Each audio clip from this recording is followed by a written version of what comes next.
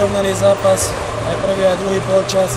Podarilo sa nám ísť do viacgólového vedenia, na prvom aj druhom polčase, ale v 20. minúte aj prvý polčas, aj druhý polčas sme mali 5 minútovku, úplný herný výpadok, či v obrane alebo v útoku.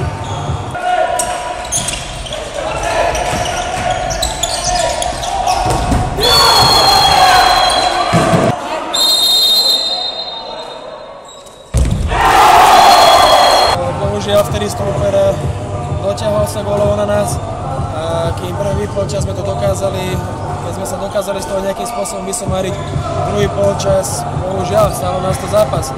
A nemôžeme mať jednoducho v zápase také 5-minútové výpadky, kde vyslovene vybuchneme aj v obrannej fáze, aj v útočnej fáze.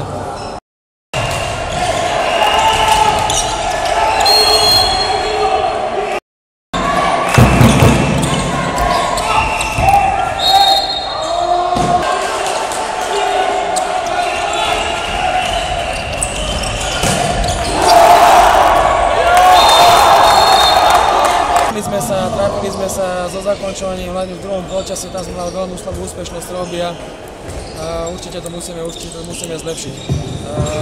Veľakrát sme zle zvolili situáciu, respektíve sme zle riešili situácie.